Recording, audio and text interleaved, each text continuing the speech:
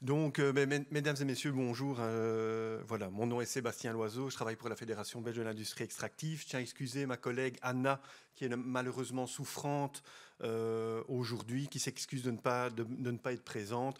Mais bon, voilà, on va essayer de quand même assurer une présentation digne de ce nom auprès de vous.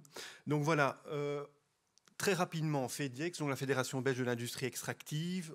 Comme toute association, voilà, on représente les producteurs de granulats en Belgique, également les producteurs de chaux, donc deux acteurs historiques, l'Oist et Carmeuse, avec, comme toute association professionnelle, un objet social. Je vais passer là-dessus, ce n'est pas l'objet de notre présentation aujourd'hui. Quelques chiffres pour l'industrie extractive en Belgique. Donc, vous devez savoir qu'au niveau de la production de granulats en Belgique, mais chaque année, en fait, au niveau belge, on consomme environ 66 millions de tonnes de granulats naturels. Les granulats recyclés représentent environ 22 millions de tonnes par an, ce qui est un bon chiffre, j'ai envie de dire, comparé à nos collègues européens, mais on sait qu'en matière de recyclage, on est assez avancé, j'ai envie de dire, dans nos contrées. Au niveau FEDIEX, donc au niveau de la fédération, ne représente pas tous les sites d'exploitation en Belgique. On représente environ 80% de ce nombre. Et donc, on compte environ 80 sites d'exploitation au niveau des membres de FEDIEX. Également, vous signalez dans ce contexte-là que la mission, on va dire, au niveau de la fédération, concerne essentiellement les différentes thématiques au niveau, par exemple, de l'aménagement du territoire. Évidemment, vous le savez, on a un rapport direct à cet aménagement du territoire, donc ça va faire partie des priorités du secteur. Vous signalez qu'au niveau belge, et plus particulièrement wallon, comment dire, le sous-sol wallon est un trésor géologique et donc on trouve véritablement pas mal de gisements au niveau wallon, et donc l'activité extractive est essentiellement localisée en région wallonne. On a quelques sites en Flandre, mais voilà, essentiellement en région wallonne. Alors je l'ai dit, aménagement du territoire parmi les priorités du secteur. On a évidemment d'autres thématiques d'intérêt comme l'environnement, la gestion par exemple des poussières, la gestion des différentes thématiques dans ce domaine. Vous signalez qu'on lance une grande campagne, j'ai envie de dire, d'action en matière d'économie circulaire, donc où on essaie de montrer les différentes actions que le secteur mène, comme par exemple la récupération et la valorisation des eaux d'exor, donc environ chaque année 10 millions de mètres cubes d'eau qui sont récupérés dans les carrières et qui sont mises à disposition du réseau public de distribution d'eau potable. Donc c'est une action, enfin voilà, pour laquelle on collabore avec les producteurs d'eau. Ce chiffre est appelé à évoluer rapidement. Également, on est partenaire avec la région wallonne d'un accord de branche CO2 énergie, donc où le secteur et différentes entreprises se sont fixés des objectifs en matière d'amélioration de l'efficacité énergétique et de réduction des émissions de gaz à effet de serre. Donc, on a actuellement des objectifs qui sont fixés à l'horizon 2023. On espère poursuivre dans la démarche au-delà de cette échéance. Évidemment, des actions en matière de biodiversité, je vais venir plus particulièrement. Donc voilà, également vous signalez qu'au niveau du secteur, on essaie de promouvoir depuis un certain nombre d'années une logique de partenariat avec différents secteurs d'activité avec lesquels on est en interaction. Donc je peux par exemple citer une charte de collaboration avec le secteur de l'eau, Aquawal, avec le DNF sur la biodiversité, avec Interenvironnement Wallonie sur différents aspects de nos actions, et plus particulièrement dans le domaine qui nous occupe aujourd'hui, vous signalez l'existence d'une charte carrière et biodiversité que nous avons signée il y a plus de 10 ans maintenant avec la région wallonne, avec le DNF, et donc qui a essayé quelque part de formaliser les actions qu'on pouvait retrouver entre guillemets ponctuellement chez l'un ou l'autre carrier. Et l'idée du secteur a été à ce moment-là, je vais dire, de structurer ces activités et ces actions en matière de biodiversité. Donc, vous voyez les différentes actions qui sont prévues, notamment en matière de sensibilisation et de formation des acteurs du secteur. Cette charte, c'est un des points de départ, comme je l'ai dit, de la structuration de l'action du secteur en matière de biodiversité. Au niveau du projet Life Inquiries et de ces aspects plus concrets qu'on va tout de suite voir après, la genèse également, vous soulignez l'existence. Il y a déjà un certain nombre d'années de formations qui ont été organisées par le secteur avec l'aide de différents partenaires, dont notamment Jean Blou Agrobiotech, où on a formé à l'interne du secteur des monsieur et madame biodiversité. Donc je pense que jusqu'à présent, il y a plus d'une centaine de travailleurs du secteur carrier qui ont été formés et sensibilisés aux différentes actions qu'on peut mener dans les carrières en matière de biodiversité. Et quelque part, cette formation, monsieur et madame biodiversité, elle a débouché à différentes actions de sensibilisation, à des plaquettes que vous pouvez retrouver sur notre site fediex.be et qui étaient quelque part des actions, j'ai envie de dire, précurseurs de ce qui allait se passer au niveau du projet Life Inquiries. Donc le projet Life Inquiries, plus concrètement, il concerne quoi? Il concerne 25 sites carriers qui se sont engagés dans une démarche dans une démarche et dans différentes actions en matière de biodiversité. Comme j'ai envie de dire la pratique le veut au niveau du projet Life, on a été également associé avec différents partenaires. Donc évidemment FEDIEX entre guillemets au cœur du projet, mais j'ai envie de dire, ce projet Life n'aurait pas pu voir le jour si on n'avait pas pu recevoir le soutien de différents partenaires, notamment académiques, de la région wallonne, du parc naturel des plaines de l'Escaut et de Natagora également. Évidemment, les sites carriers, donc 26 sites carriers avec différentes entreprises que vous connaissez peut-être pour certaines d'entre elles.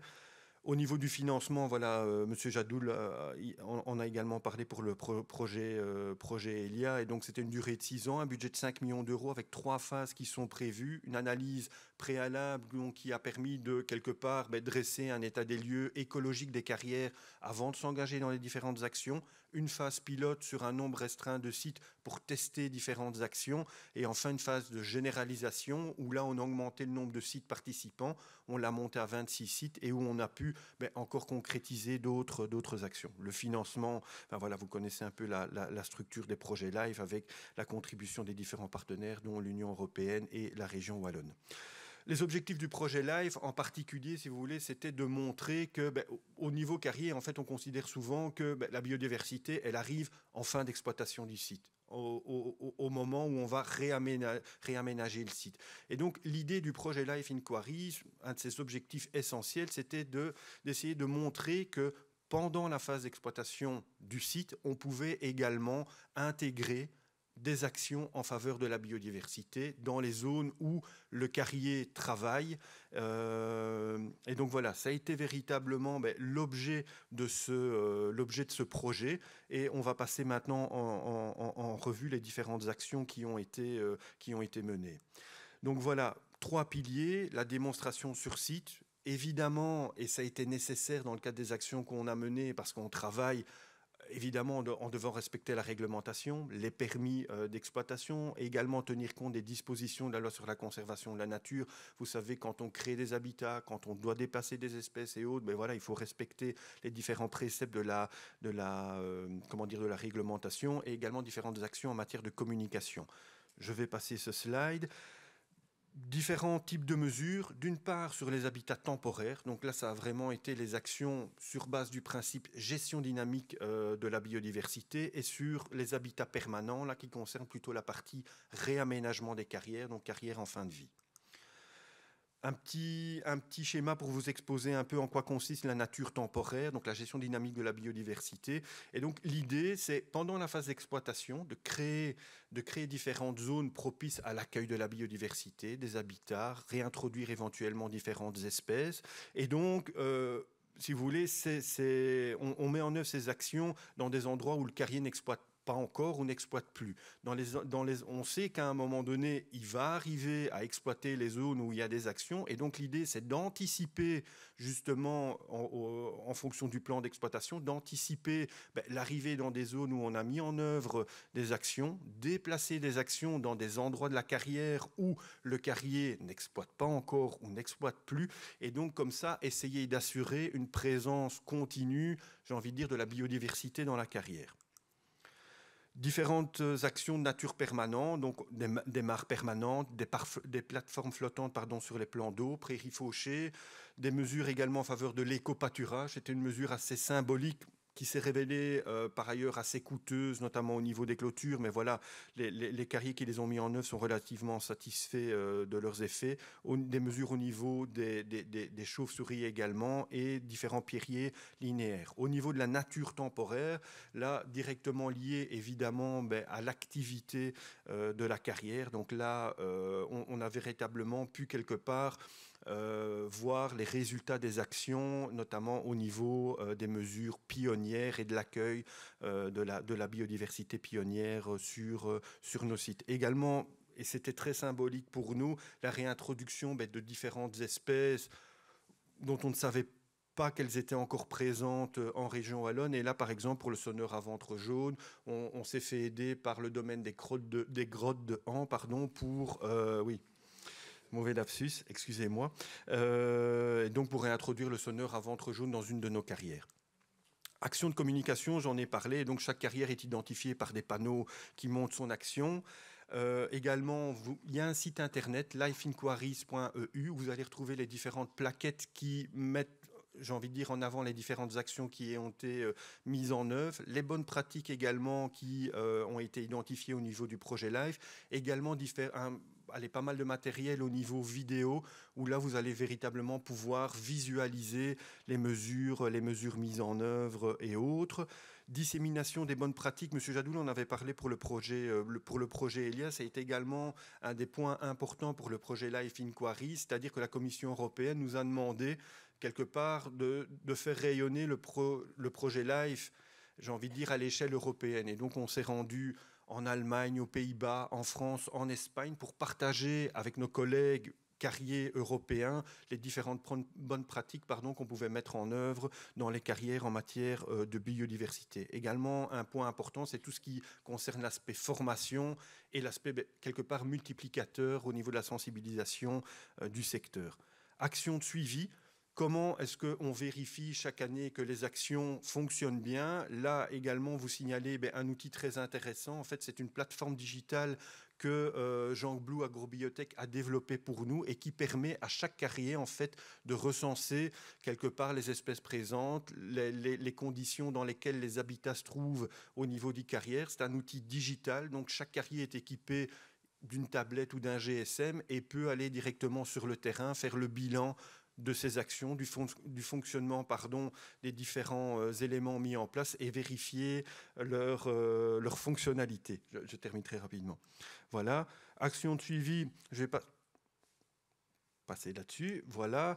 Également vous signaler, et j'en terminerai par là, en fait, voilà, le projet Life Inquiries, il s'est terminé en décembre dernier. Évidemment, on se dit, qu'est-ce qu'on fait après? Et là, en fait, le secteur et les entreprises participantes s'est engagé dans différentes mesures je ne vais pas parler de mesures de prolongation, mais en tout cas dans un plan de post-gestion du projet Life Inquiry, c'est-à-dire que les carriers qui ont participé vont continuer à monitorer les actions mises en œuvre, à éventuellement développer de nouvelles et autres, et donc cela pendant au moins une durée de 15 ans, renouvelable. Et donc l'idée, c'est également de sensibiliser, de continuer à sensibiliser et de faire venir j'ai envie de dire dans le projet, en tout cas dans la démarche biodiversité, gestion dynamique, d'autres carriers qui ne participaient pas initialement au projet. Voilà, j'en ai terminé. Merci à vous.